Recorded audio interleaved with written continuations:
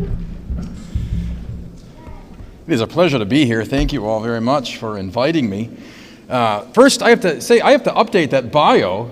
It said at the end, 2 grandsons. We have 2 more on the way, both due within a week of each other in May. So 4 grandchildren, 2, as Pastor Solomon said, ex utero, and 2 inside. Look forward to that. Also, as the bio said, from Wisconsin, born and raised. My first time to Texas, and you always hear everything's bigger in Texas, right? That was by far the biggest baked potato I've ever had in my life. So if I fall asleep halfway through my own presentation, I don't blame you. But again, it's a pleasure to be here. And I'm actually glad that I am in the position that I'm at after lunch here, because the 3 presentations this morning kind of set me up for this very wonderfully. Especially the last one we heard before lunch. Carol's presentation was fantastic and encouraging us to engage and be active, not just on paper, but in reality.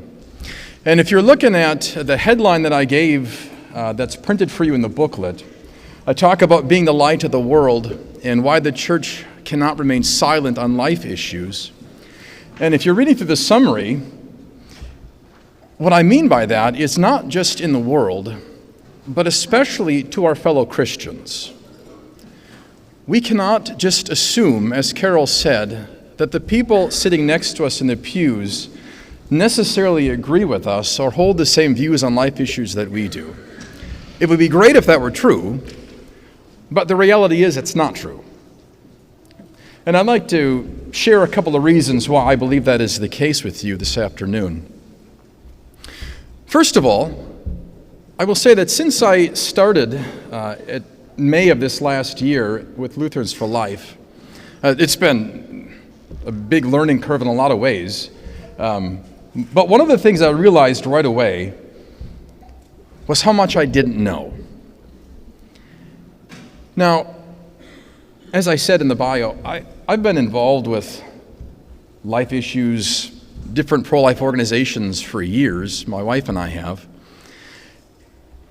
And as a pastor, 15 years in a parish, you try to stay on top of things. But the reality is, I think meaning the average Christian, are pretty uninformed of all the different things that are going on. For instance, I assumed, as I think most of my parishioners did, that post-Dobbs, abortions would have gone down. Just naturally assumed that. We all celebrated that. June of 2022 it was amazing, right? That decision came down. 2020, anybody know how many abortions were recorded in 2020? So, pre-Dobbs? Just over 1 million, roughly. 2023, anyone want to take a guess? 1.3. 1.3. They actually went up post-Dobbs. I didn't know that. Didn't have a clue. I just assumed they were going down because abortion was now illegal again in some states, right? Not the case. Also didn't have any clue about how widespread the use of medical abortion was. Again, Carol, I think that was just wonderful for all that information today. And the fact that it can be sold online across state lines. Right. So the 1.3 million number that I gave you in 2023, I would argue is actually pretty inaccurate. Because that's 1.3 million recorded abortions. Right. Now, she had mentioned medical abortion, and there's really not even any good way to count that, because again, those are being sold by doctors to anonymous people in states far away from them, right? Those aren't being counted. But the one thing that nobody talks about, I shouldn't say nobody, but we don't hear about it a lot, is remember that Plan B, the morning after pill? Those don't get counted in that 1.3 million. I don't know about here in Texas, but I just heard in Illinois, so Governor Pritzker up in Illinois just passed a law that said every state university has to provide those for free on campus. So the students on campus can go to a vending machine and get pills for free to commit abortions. And then you include all the things that we heard from Pastor Salomik this morning regarding IVF. 2024, there was 450 IVF cycles performed in the U.S. 450,000. 450,000 IVF cycles in the U.S.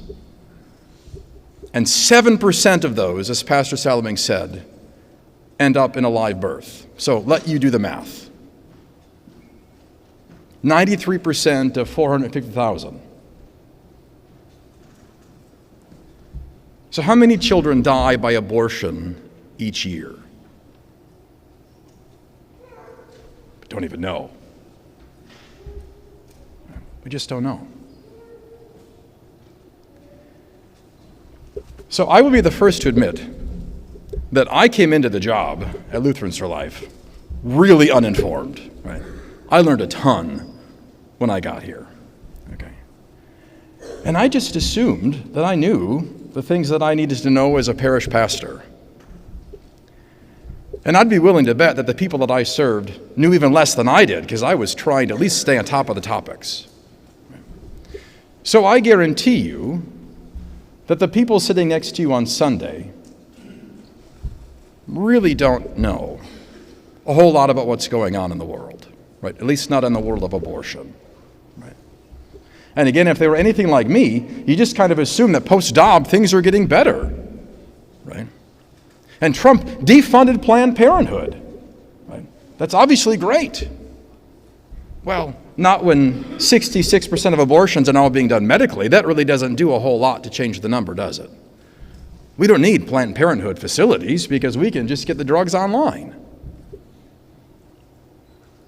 The average person doesn't know this. We have to inform them. Your brothers and sisters in Christ, whom Jesus calls the light of the world, they just aren't informed, unfortunately. So let's help them be informed. That's the first reason I think it's important for us to do this. One of the other things I learned really quickly at Lutherans for Life, and I'll preface this by saying Pastor Salomik actually told me this before I started. We were kind of chatting, and he said, you are going to run into pastors who do not want to talk about abortion from the pulpit. Right? Now again, as Carol pointed out, thankfully we're hearing it more, but there's still plenty that don't. Right? When Pastor Salomik told me that, I thought he was joking. I couldn't imagine a Lutheran pastor not wanting to talk about this. And then I got an email, not long after I started, from a parishioner, not one of mine, just a random parishioner, asking for advice because his pastor refused to talk about abortion and wouldn't celebrate Life Sunday in their congregation. And we were chatting back and forth via email for a while. And I asked him, I gave him some advice and some suggestions and asked him some questions. And one of the things he said has really stuck in my head here for the last 6 or 7 months.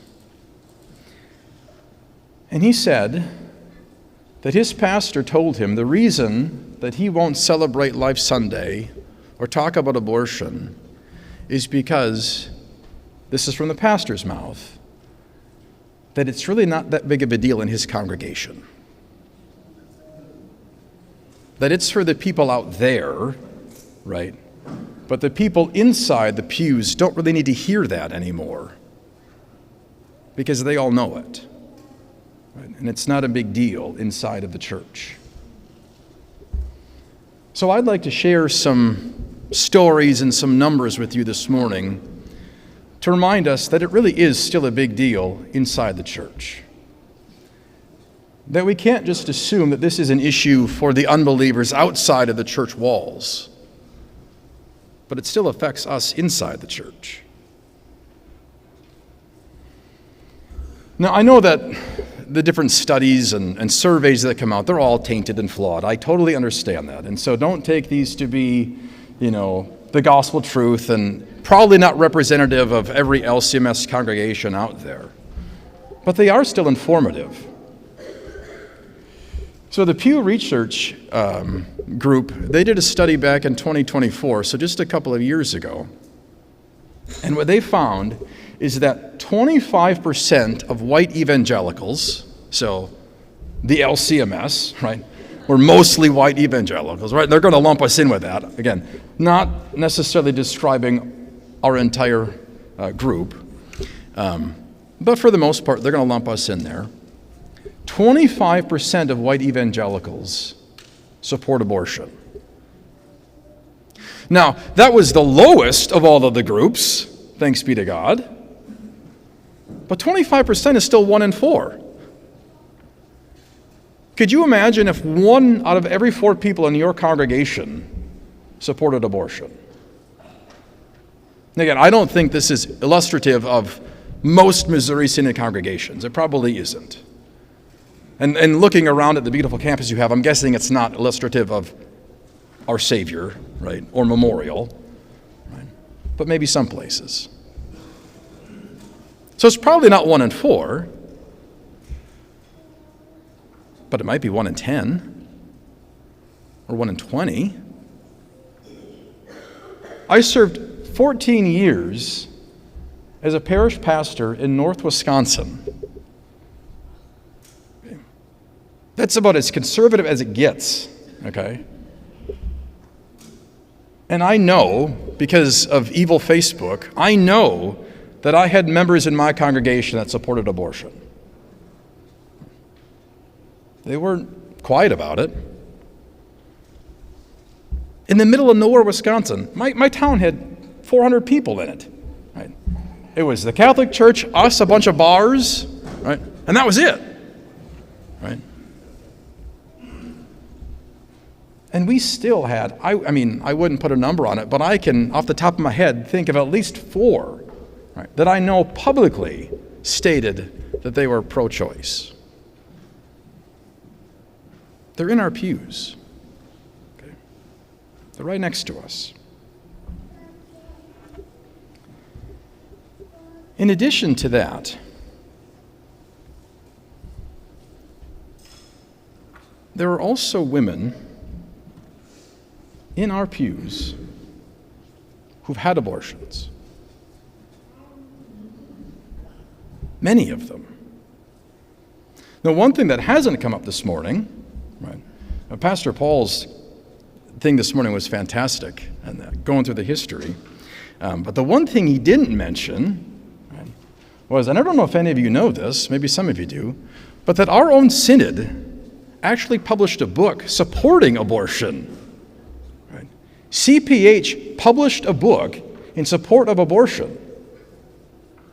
The guy's name was Alfred Raywinkle, okay? Seminary professor. Back in the 60s and 70s, folks, there were pastors, LCMS pastors, who were encouraging women to get abortions.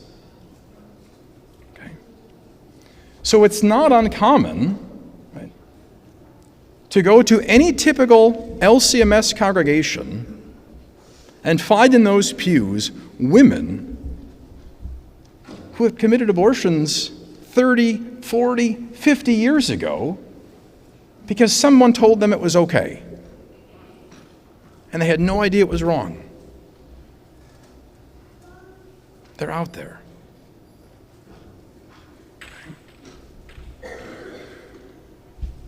And they're suffering. They're silently suffering. Now, I'm going to come back to this toward the end, but I think this is a good point to bring it up. Not only do we need to share the message about life with our fellow Christians in our pews, but we have to make sure that we do it in such a way that they understand that that's forgiven. that yes, it's sinful, but that's a sin that falls under the blood of Jesus Christ. I'd like to share a story with you if I could. So I served 8 years at my last parish, and there was a lady there. I'm sure there are several of them here this morning just like this in terms of being involved in everything, right? You got those one or two ladies that are always on every group and always at every function kind of thing. And I had one lady who was involved in everything and super faithful at church every Sunday morning, and she was part of the Ladies' Aid. And every year on Life Sunday, we'd make a big deal about it, and we'd put out the fetal models, and we put out all the resources from Lutherans for Life. And the Ladies' Aid would provide some refreshments and snacks after church so that people could gather together and look at the resources and the fetal models and whatnot. And of course, she was on the Ladies' Aid because she's involved in everything. And because she was involved in something else, I happened to look for her that morning, and she wasn't there. I thought, no big deal. People miss church every once in a while. Next year rolls around, same thing. She was supposed to be bringing some of the refreshments for after church that day, and she didn't show up. Now, that's 2 years in a row I've noticed she's gone on the same day. Maybe it's a coincidence. Third year comes, same thing. Now, I found out later that year, through a series of very unfortunate events, that the reason she wasn't coming to church on Life Sunday was because she was one of those women silently suffering in the pews. And she got pregnant as a teenager. Now, this woman, again, is in her 60s. She got pregnant as a teenager, and her parents, her mother, whose brother was an LCMS pastor, her parents took her to take care of it. And all those years, she'd been holding on to that. And she told me when it finally came out into the open, she goes, and that's the reason I can't be there on Life Sunday. And she said 2 things to me. One, I don't need to be told over and over again how terrible it was. I know. Because she thought that Life Sunday meant I'm just going to sit up there in the pulpit and rail against the evils of abortion without preaching the gospel. So let's not forget to preach the gospel, right? But the second thing she said, and this is for you guys, she said, I'm afraid that if I'm there, I'll start to cry, and then people are going to figure out why, and they'll never look at me the same. She was afraid of being shamed and run out of church. And she's not alone. There was a really great study done just a couple of years ago by CareNet. You guys have all heard of CareNet, right? So CareNet produced this study, and they found some really, really frightening numbers. Now again, I know that studies have their flaws, and it doesn't capture the entire picture, but it's pretty enlightening. So what they found in this study that CareNet did was that, number one, 70% of the women that they surveyed, these are all women who had had abortions, 70% of them claimed to have some connection to the Christian church. Over 40% of them were actively attending church at the time of their abortion. That's almost half. And actively meant at least once a month. So these are people regularly in your pews. Right. Those numbers were verified by a different study.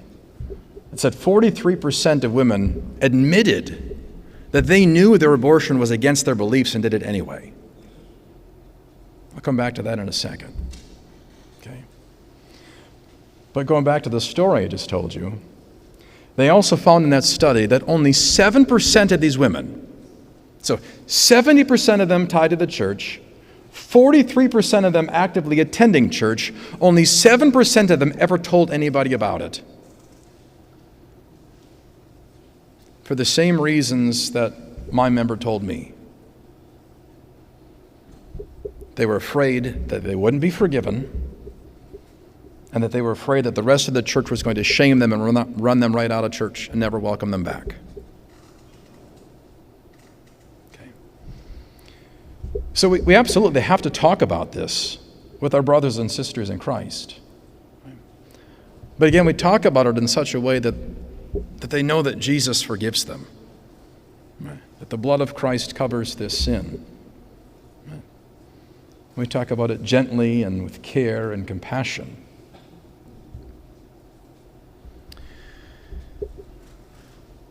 I'm going to tell you a different story. I've already started to tear up a little bit with that last one. This one's even worse. Worse in terms of making me cry. And it's Marta's story. So we've had 3 biological children, and Marta's adopted. And the way it all came to be, and I'll give you the short version of this. So we met somebody who knew somebody else who worked with a young woman in Minnesota, early 20s, living in essentially what was kind of like a frat house with a bunch of kids at the university, even though she didn't attend the school there.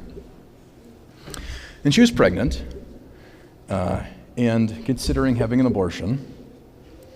And a co-worker of hers, by God's grace, asked her to consider and talked her into going through the adoption process. And so we got in contact with them, asked if we would be interested in getting involved, and we said absolutely we would. I'm giving you the really short version.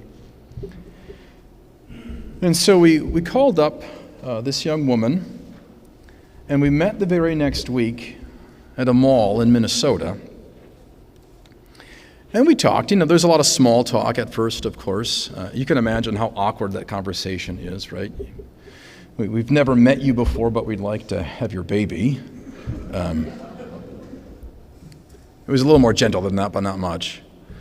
So we talked for a couple hours at the mall. And toward the end of the conversation, before we were about to get up and part ways, she had agreed that she wanted to go through this. We were going to work through the same Lutheran social services and whatnot. And she goes, I have to ask you a question before we go, though. If I'm going to go through with this, I need to know if you guys go to church. Now, I was assuming the entire time that she knew I was a pastor. I don't know why I assumed that. That was dumb of me. And so I said, well, yeah, I'm a pastor, so I go to church pretty often, actually. And she goes, well, that's really good to know. She goes, I was raised in the church, and it's important to me that my baby be raised in the church. And so I said, well, I can calm your fears there. We'll absolutely, take her and baptize her and raise her in the faith. But it was a couple hours later on the way home that day that it struck me how ironic this was. Right? That here's a young woman raised in the church, and her faith was important enough to her that she wanted to pass it on, and yet, when she found herself in that situation, what was her first instinct? Abortion. Now, I don't know why that was, and we may never know, right? But that should really make us think. Now, there could be a couple of reasons for that. One could just simply be that she was never told. Maybe she attended a very conservative church and nobody ever told her that it was wrong. Right? Until that one brave, courageous coworker said, don't do it. Or maybe she knew it was wrong, And she felt like she didn't have any other options. Again, I gave you those numbers from the CareNet study. 43% of them admitted that they knew it was wrong and did it anyway. Now, why might that be? Some of it's pressure. I think it's something like 70% of women who have abortions admit they were pressured into it. Doesn't mean it was against their will, but they felt pressure to do it. Could be that. Could just be fear. Could be the old sinful Adam in us. I won't ask for a show of hands, but I'm willing to bet everybody here has committed some kind of sin on purpose that they knew was wrong and did it anyway. Right? We all do. Right? That old sinful nature is always hanging around our necks and has to constantly be put down and drowned again, right? That's the catechism. So even if all the women in your pews know that abortion is wrong and agree with it, does that mean that none of them will ever have an abortion? Maybe not, right? Because when you're stuck in that situation, everything flips on its head, doesn't it? We think we know something, we think we believe something, right up until it happens to you, right? I'm sure every pastor in here has run into it, same kind of thing. Grandpa and grandma or mom and dad are very much against, boyfriend and girlfriend living together, right up until it's their daughter doing it, and all of a sudden it becomes okay. We can be against abortion right up until it's your daughter that's the one that's going to be looked at funny at school. That old Adam constantly needs to be crucified. And the new man daily has to emerge and arise to live before God in righteousness and purity forever. And how does that happen? Through the preaching of the gospel, doesn't it? And that's why I said before that we have to talk about these things openly with the members of our congregations. And I'm not just talking to the pastors, but to every single one of us. We have to talk about these things openly with our parishioners, but do it in such a way that the gospel predominates. Because that's what actually motivates us. We know the law, right? It's written on our hearts, but we hear it all the time. But what motivates us to care and to keep the law is the gospel. So when we talk about these things, let the gospel predominate. Let your brothers and sisters know why it is that we stand for life. Because Christ has created them, like Pastor Salomon said, and He's redeemed them by His blood, and He calls us by the Holy Spirit to be His children. Let's talk about those things. And do it openly. Now, that doesn't mean that we shouldn't also be very clear on the law and on the repercussions of these things. We absolutely have to do that. And I would beg you to be very specific when you're talking about these things in what goes on. Because going back to, again, being ignorant of things, as I said earlier, and I would echo Pastor Salamonk's statements from before, how many people in our pews, for instance, using or have used chemical birth control, which is known to end pregnancies, not prevent them, end them, right? People just don't know. People don't know how IVF works. So we have to tell them. We can't just assume that they're going to put the pieces together, right, and know all of it. So it's one thing for them to know or to say, I'm pro-life and I'm against abortion, but then you ask them, well, what do you think about IVF? Well, what's the problem with it? Right? We can't be afraid to talk about these things honestly and openly.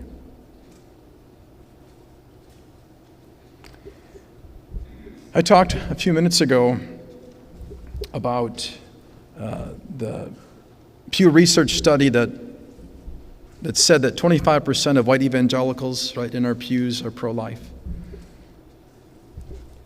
or pro-choice.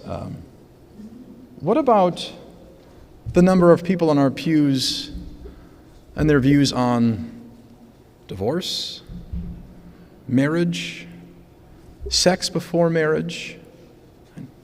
Because those are all related too, aren't they? 90% of abortions occur in unwed women. That's not a surprise. So even though we might very strongly and openly talk about things like abortion, right, and even IVF and even the pill, if our views on marriage and sex, if those continue to slide the way they're going, right, the two things are always going to go hand in hand.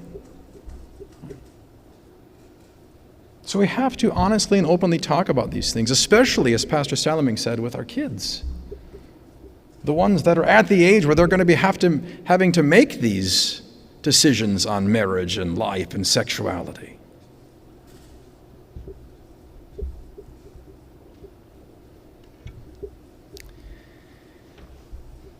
So I'd like to echo what Pastor Paul said earlier, maybe just in a different way, because he talked about cultivating the conscience of the Christian. Right? And we really do need to cultivate within our communities and our churches, our congregations, a culture that loves life. Right?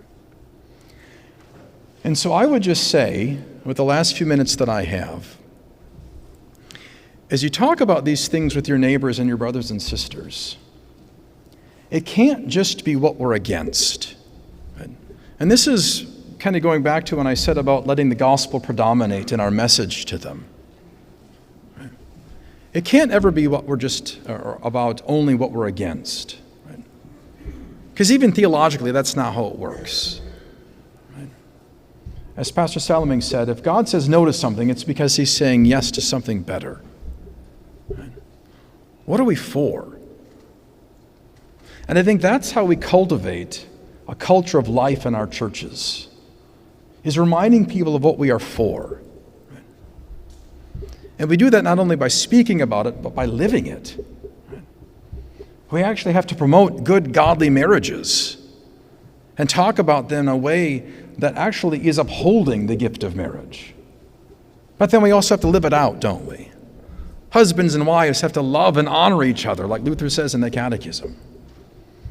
We have to actually uphold our children in such a way that they can live chaste and decent lives in what they say and do.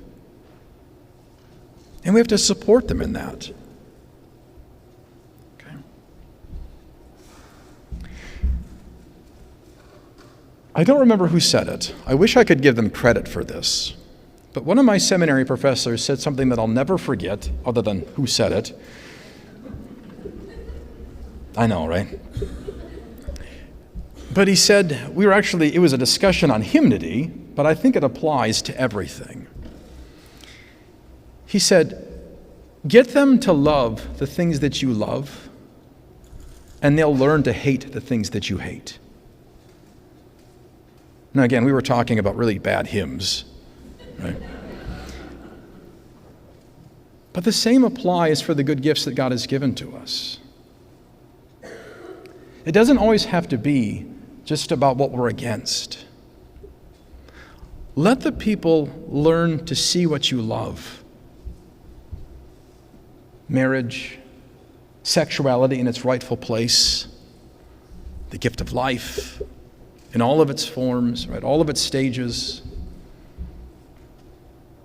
Get them to love that, and they'll learn to hate the things that you hate. Now again, that doesn't mean that we don't speak out against abortion and against the evils of euthanasia, right, or assisted suicide. But if we cultivate a culture of life built on the gospel of Jesus Christ. Again, we have to give them specifics so they know how this applies. But they'll learn to love the things that you love. They will.